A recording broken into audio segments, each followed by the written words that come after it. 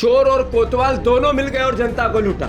और इसका अगर कोई दोषी था तो फिर नरेंद्र मोदी जी और उनकी सरकार थी। अडानी जी के लिए सरकार चलाते हैं, अंबानी जी के लिए सरकार चलाते हैं, ये जनता के लिए सरकार नहीं चलाते। कि ये सबके साथ जो अंतर्राष्ट्रीय अपराधी और भारत को लूटा, जिन्होंने इसकी बैंकों को लूटा, वो मोदी जी के ही साथी क्यों हैं? एक देश के साथ जो महत्वपूर्ण राहुल गांधी जी बार बार जिस मुद्दे को उठा रहे हैं कि नरेंद्र मोदी जी सबका साथ सबके विकास के नारे को लेकर देश पे काबिज हुए और उन्होंने सिर्फ विकास किया हम दो हमारे दो का।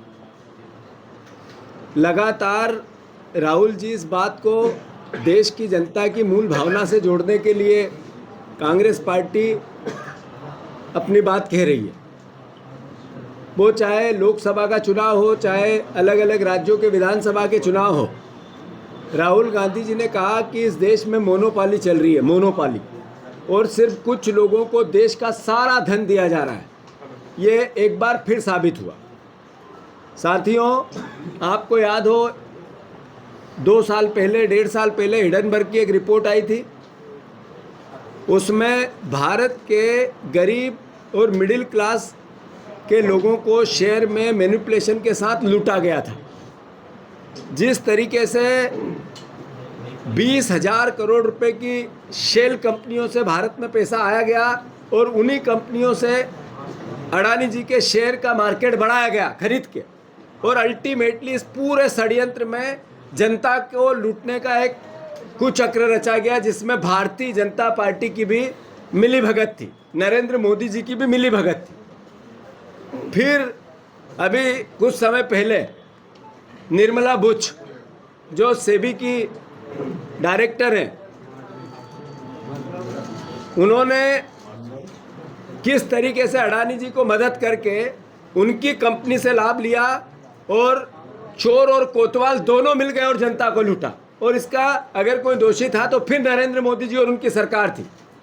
इस बीच में बीजेपी के सारे प्रवक्ता, बीजेपी के सारे नेता देश की जनता की बात करते नहीं दिखे।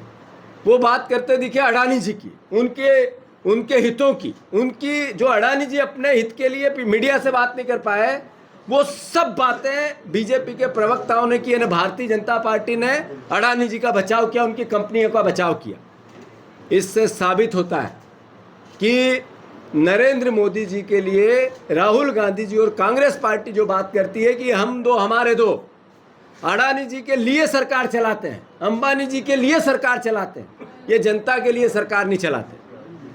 अब ताज़ा आपको मालूम होगा कि हमारे देश में अंतर्राष्ट्रीय क्रिमिनल है, अंतर्राष्ट्रीय क्रिमिनल।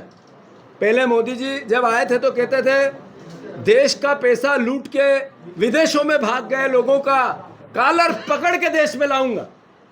मेहुल भाई को नहीं ला पाए जो अंतर्राष्ट्रीय अपराधी है, माल्या जी को नहीं ला पाए जो अंतर्राष्ट्रीय अपराधी है, ललित भाई को नहीं ला पाए जो अंतर्राष्ट्रीय अपराधी है।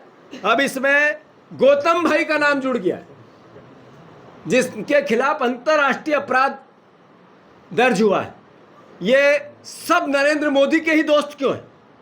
सवाल इस देश के सामने, इस आम जनता के सामने, गरीब जनता के सामने, मीडिया के सामने, कि ये सबके साथ जो अंतर्राष्ट्रीय अपराधी और भारत को लूटा, जिन्होंने इसकी बैंकों को लूटा, वो मोदी जी के ही साथी क्यों हैं? ये प्रश्न है या नहीं है?